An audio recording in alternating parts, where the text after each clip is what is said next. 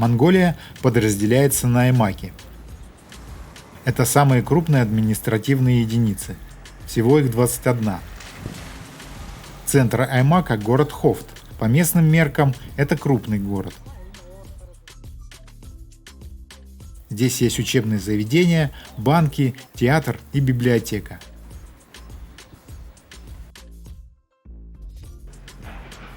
Даже международный аэропорт.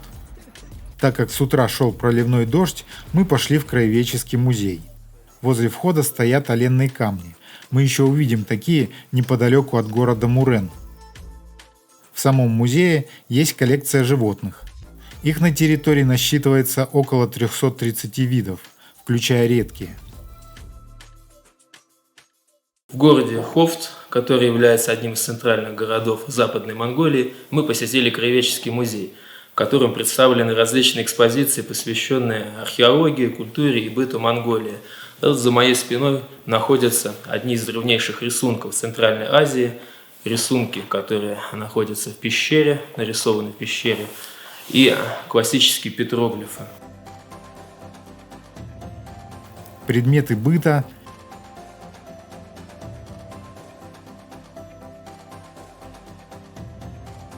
исторические документы на старомонгольском, конечно, оружие,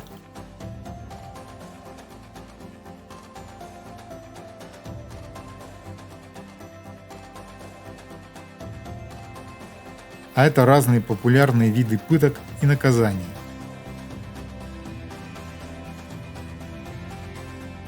В Монголии традиционной одеждой является халат. По-монгольски он звучит как дели.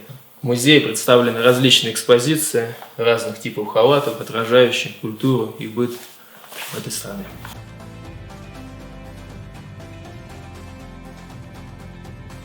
В Монголии на данный момент известно 3 основных религии.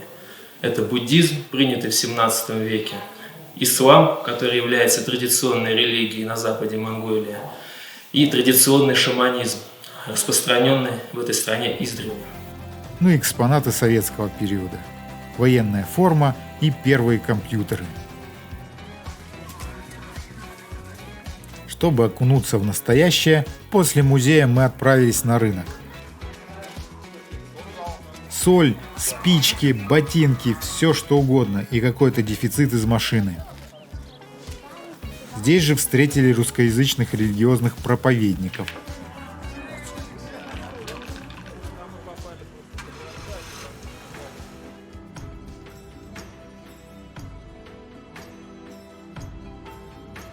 Сам город Хофт возник на месте старинной китайской крепости Сангин-Хэрем в 1731 году. Сейчас она в руинах.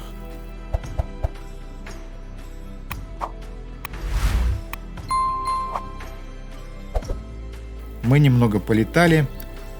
Нашим коптером заинтересовался орел.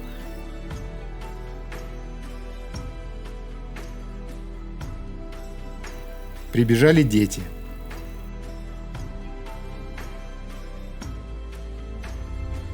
По асфальтированной дороге выдвинулись в сторону Манхана. Попадаются заправки, но машин немного.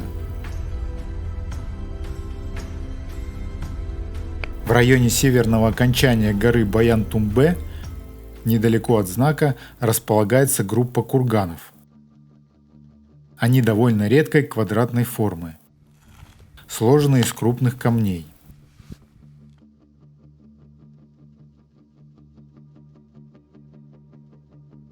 Такие курганы называют четырехкупольными. Их относят к скифским захоронениям. В центре сооружения холм. Он окружен небольшим валом с насыпями по углам. Масштабы сооружения можно понять, сравнив его с нашей машиной.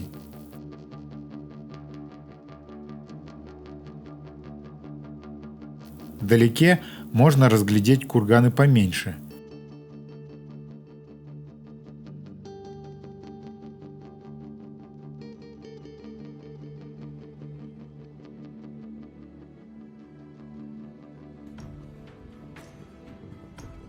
Затем мы поехали смотреть начало вала Чингисхана.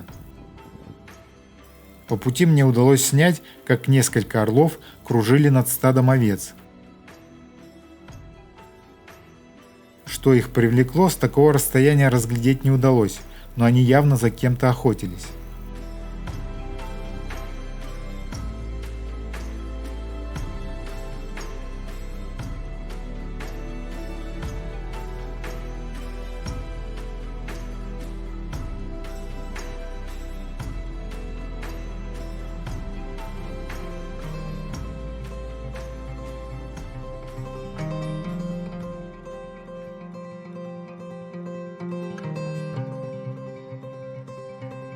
Мы стоим на одной из оконечностей вала Чингисхана в районе поселка Манхан. Это грандиозное сооружение тянется на 150 километров через степи и пустыни Монголии.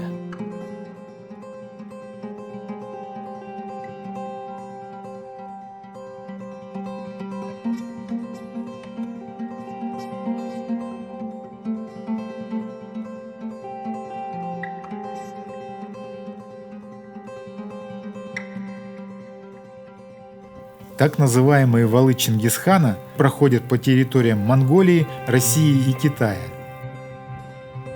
Мы еще увидим другие их фрагменты.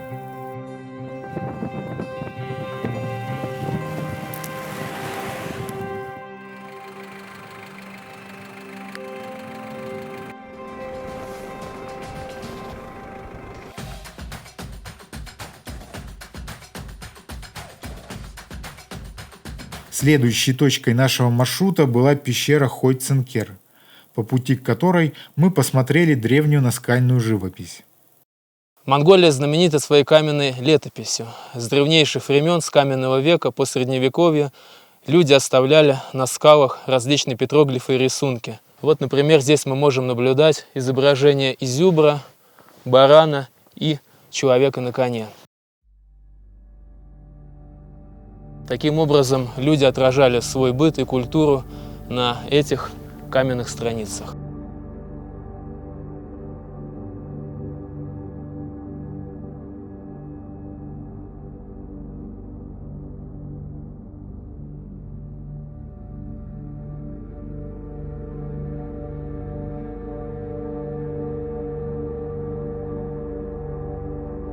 В пещере Хойценкер мы добрались уже к вечеру, поэтому провели общий осмотр. Основные съемки решили перенести на следующий день.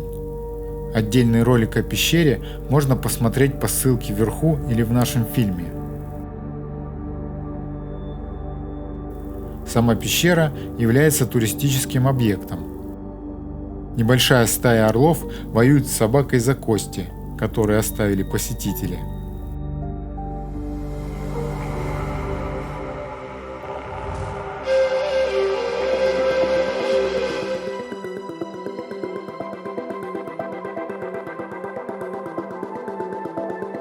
Наконец-то мы добрались до пещеры Хойценкер. Она находится невысоко, метров 60 над долиной речки, по которой названа пещера. Пещера экскурсионная, вот тропинка, по которой я поднялся. Но, к сожалению, вот можно наблюдать остатки пыли с пометом.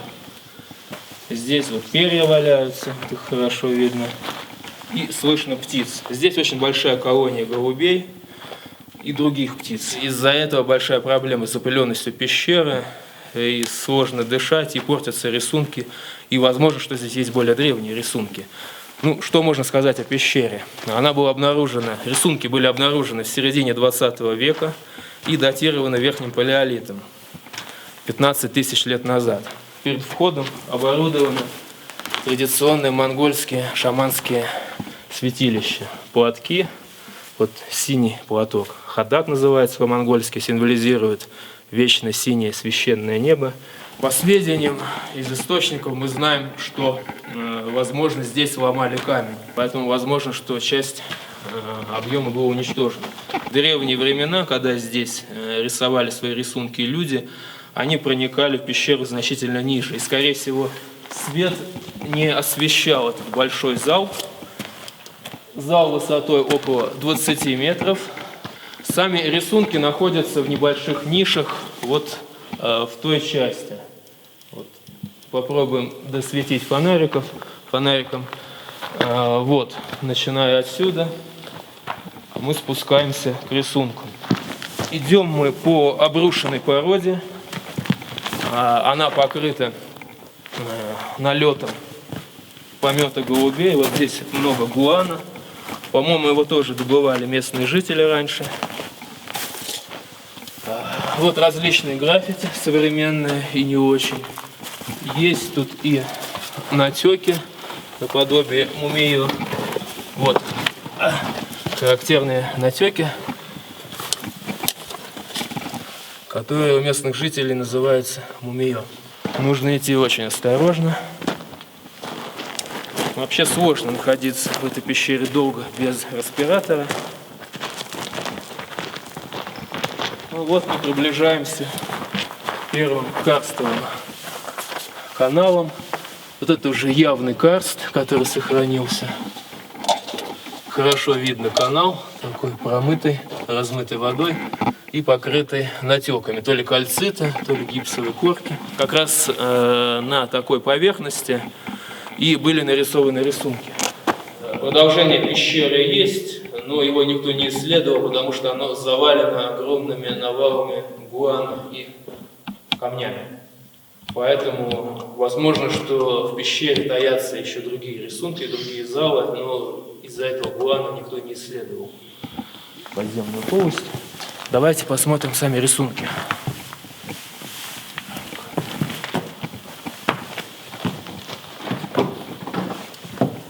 Это первый грот по классификации археологов. В нем находятся самые ценные и интересные рисунки. К сожалению, живопись плохо сохранилась. Мы видим вот здесь жалкие такие остатки от рисунков. Вот этот рисунок неоднозначный. Интерпретация. С одной стороны, считают, что это может быть даже страус нарисован. Есть мнение, что это не страус, а другое животное. Но мы знаем, что страусы водились в Монголии, так как находили изделия из скорлупы яиц страуса. А вот самое вверху находится самая интересная композиция. На потолке мы видим характерный такой вот хобот. Поэтому первая мысль, которая возникла у ученых, то, что здесь нарисован слон или мамонт. Но на самом деле здесь мы видим наслоение нескольких рисунков. По мнению Окладникова, здесь было как минимум 2 периода, когда рисовали рисунки. Вот сохранились еще обводы мелом. Это позднее, что-то позднее, когда делали обрисовку рисунков в середине 60-х годов, может быть даже позже, и обрисовывали их мелом, чтобы было видно. Вот здесь давайте посмотрим еще вторую композицию. Мы видим изображения различных копытных баранов, моралов и так далее. Тут все достаточно просто и понятно. Нужно идти осторожно, потому что пол давно обрушен.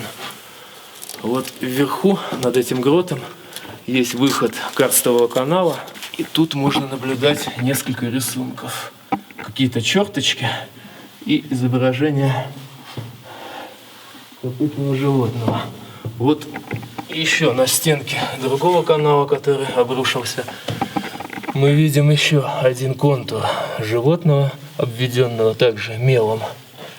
И вот эти вот граффити, которые почти чуть не испортили. Вот это рисунок, свежие граффити. Идем дальше. Следующий грот. Вот виден еще один карстовый канал, в котором находится птичье гнездо. Вот эти вредители, из-за которых здесь покрыто все пылью. Портят рисунки. Вот еще есть надписи, которые были накопчены свечой или чем-то горячим. Чтобы попасть в 4-й грот, нужно пролезть через пролом между гротами. Давайте посмотрим последнюю группу композиций. Начать можно вот с этого края грота. Достаточно хорошо сохранилось изображение верблюда. Возможно, в то время верблюды уже были приручены. Вообще, это одно из наиболее древних изображением верблюда, если считать датировку правильной, верхним палеолитом. В чем интрига этой пещеры? В том, что здесь не все однозначно, и датировка периода верхнего палеолита 15 тысяч лет назад не воспринимается всеми исследователями как верная. Часть исследователей считает, что возможно, что эти рисунки относятся к более позднему периоду, возрастом 3000 лет назад. Поэтому интрига этой пещеры не разгадана, и возможно, что дальнейшие исследования еще дадут нам интересный материал. Давайте посмотрим, что здесь есть еще. Изображение, похожее на антропоморфное. Вот читается голова, часть торса, и вот эти черточки интерпретируются как вот грудь или груди, если это считать изображение женским. Криптозоологи считают, что это изображение снежного человека или алмаса, как его зовут, монголы, казахи. Нижняя его часть, возможно, что была стерта и утеряна. Вот тут мы также можем наблюдать еще одно изображение с черным подводом и красные пятна. И наверху черная точка, скорее всего, более поздняя. А теперь мы подошли к наиболее красивому рисунку. Он всегда вызывает вопросы. Животное, похожее на кенгуру или на дракона с характерным хвостом и такой характерной головой с ушами. До сих пор среди ученых не было единой трактовки этого изображения, поэтому оно так и осталось загадкой. Пещера ходит Сенхер Агуй. Слово Агуй по-монгольски означает пещера. Давайте посмотрим последнюю часть грота. Здесь уже ничего не сохранилось. Вот это, кстати, что-то такое белое. Какая-то пыль. Сохранились следы красной охры, но прочитать эти рисунки мы не можем. И здесь имеется такая вот характерная особенность. Это подскребы. Вот они непонятны. Или они относятся к древнему периоду, или это что-то более позднее, современное. Вот явно есть следы, которые были кем-то сделаны. Вот еще следы охры. Пожалуй, что лучше всего сохранилось вот этих два рисунка с характерным черным подводом и следами расплывшейся красной охры. Вот тут мы еще можем наблюдать отдельные элементы. Вот это уже идут современные граффити.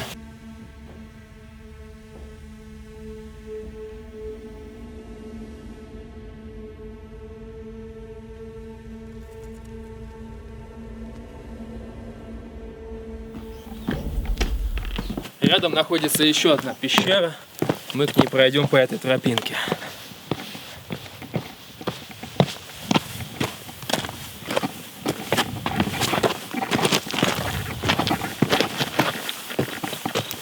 Тропинка даже частично подработана. Вот каменная кладка есть.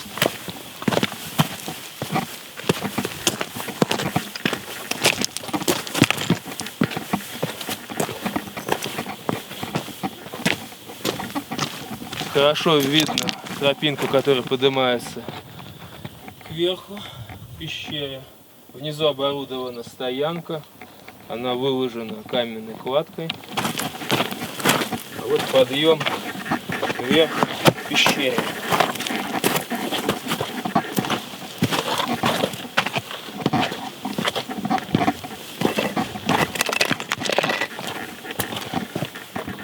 Вход в пещеру. Видно, что она образовалась по трещине. Судя по всему, она такого же тектонического происхождения с последующими карстовыми процессами.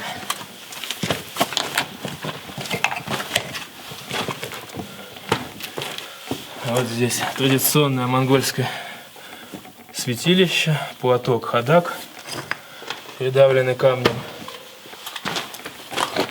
В пещере также обитают животные, птицы, но меньше, чем в той.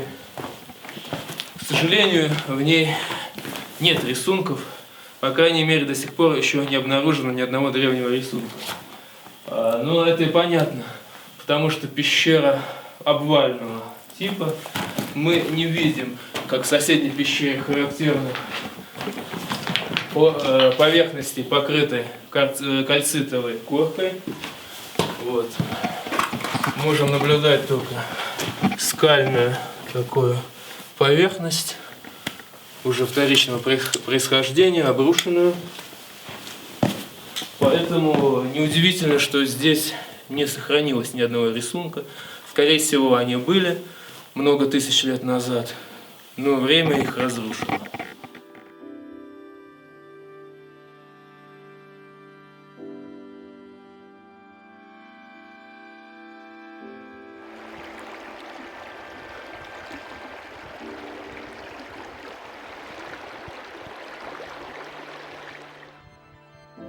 Закончив съемку пещеры, мы выдвинулись в сторону Алтая. По пути встретили стадо яков. Это довольно спокойные животные, но за все время близко к себе никогда нас не подпускали. Домашних яков часто скрещивают с коровами. Да они и похожи на больших горбатых и лохматых коров.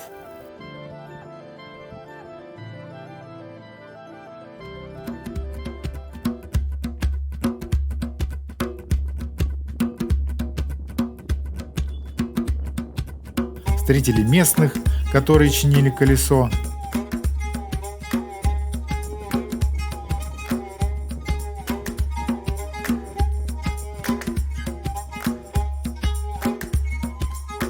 В Самоне-Зерек закупились продуктами. На 760 рублей в Тугриках купили колбасу, состав козлятина, баранина и свинина, 3 буханки хлеба, песочного печенья, 6 бутылок воды и салфетки.